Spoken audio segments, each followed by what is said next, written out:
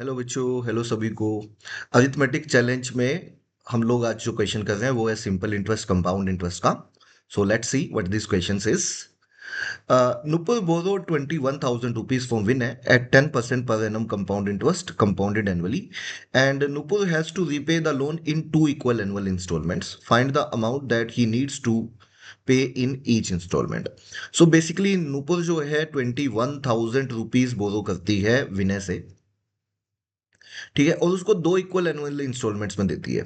सो मैंने 21,000 मतलब नूपुर ने 21,000 बोरो किया, उसमें से कुछ अमाउंट पहले एक्स उसने एक साल के बाद दे दिया, और फिर जो भी अमाउंट था उसको दो इंस्टॉलमेंट्स में दिया, एक फर्स्ट ईयर के बाद इंस्टॉलमेंट, एक सेकेंड ईयर के बाद इंस्टॉलमेंट।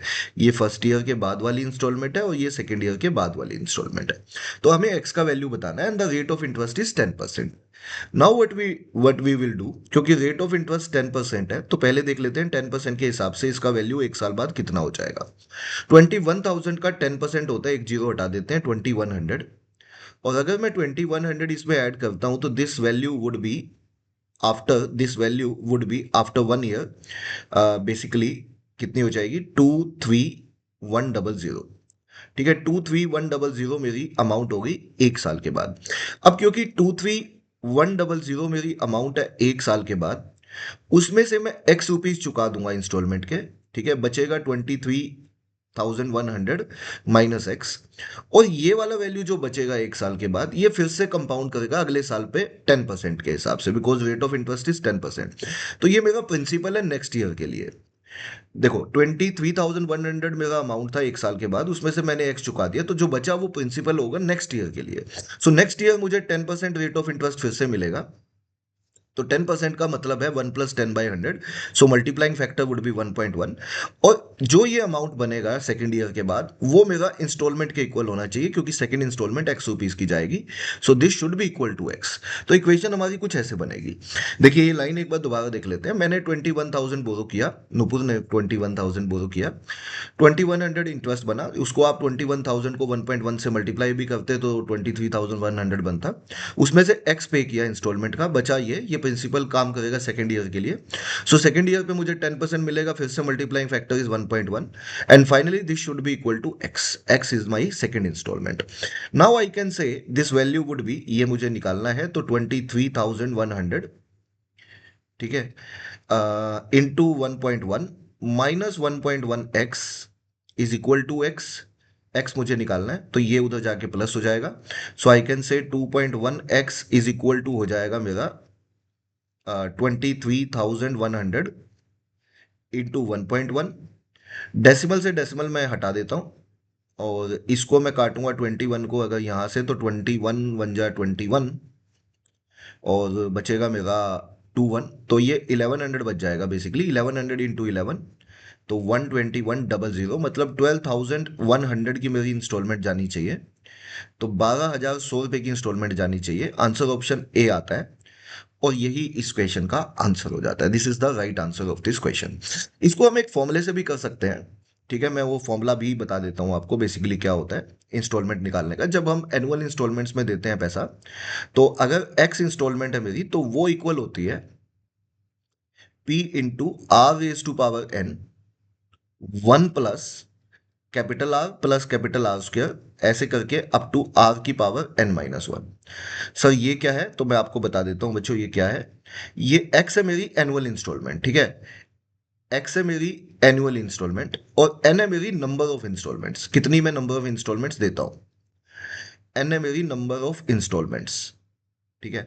और कैपिटल आर यहाँ पे रेट ऑफ इंटरेस्ट नहीं है। कैपिटल आर जो है ना मेरा, वो मेरा रेट ऑफ इंटरेस्ट नहीं है, वो 1 + स्मॉल r/100 है। स्मॉल आर मेरा रेट ऑफ इंटरेस्ट है।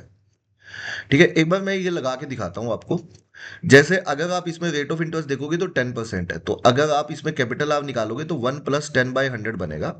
सो बेसिकली आप ये बोल सकते हो कि ये 11/10 आ गया मेरा। तो कैपिटल आर का वैल्यू ना मेरा 11/10 है, ठीक है, इस फॉर्मूले के हिसाब से। और इसके हिसाब से नंबर ऑफ इंस्टॉलमेंट मेरी दो है, क्योंकि दो इंस्टॉलमेंट पे मुझे पे करना है। P is the principal.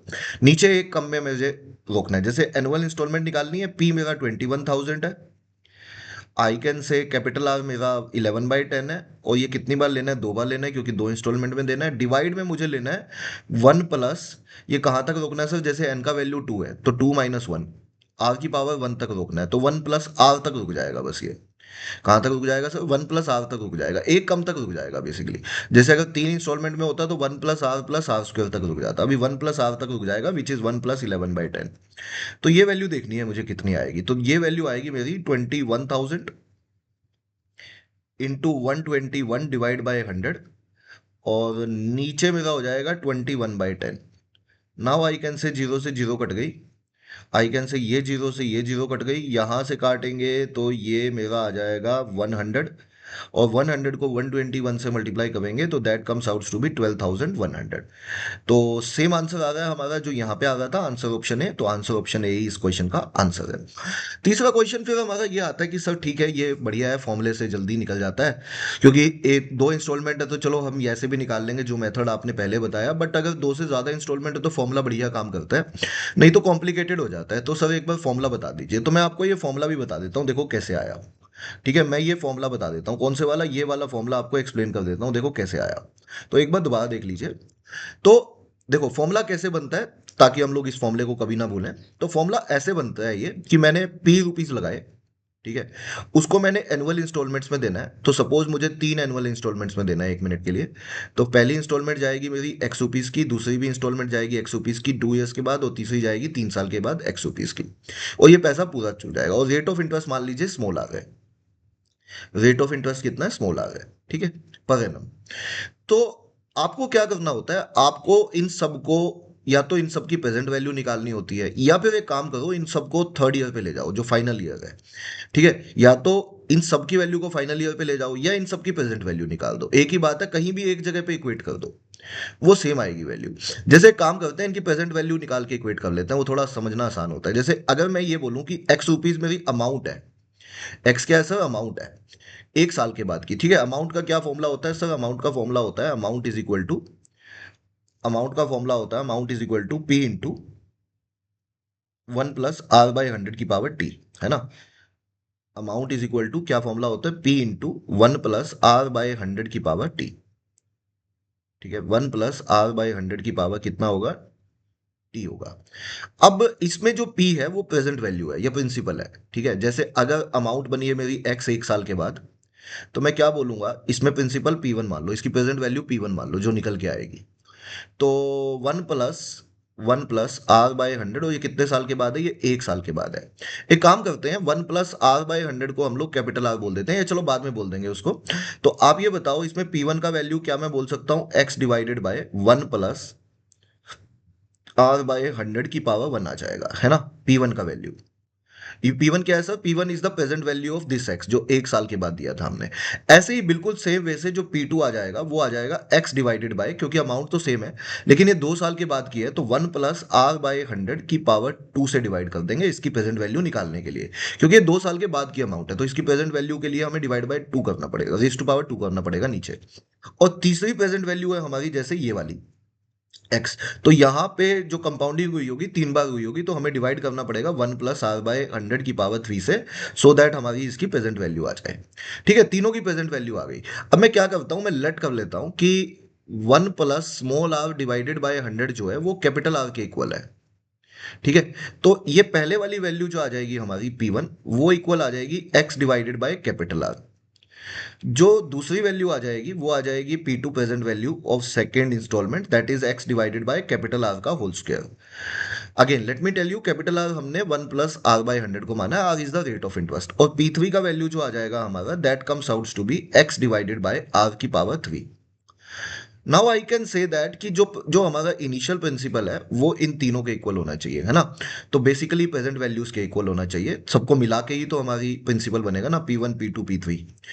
तो आई कैन से दैट जो P का वैल्यू है मेरा, वो आ जाएगा x divided bye R1 plus x divided bye R2 plus x divided bye R3, ठीक है जी। अब यहां से मैं एलसीएम ले सकता हूं r की पावर 3, और ऊपर मेरा आ जाएगा, x कॉमन निकाल लेते हैं, ऊपर आ जाएगा r की पावर 2, r की पावर 1, और यहाँ पे r की पावर 0 विच इज 1, है ना।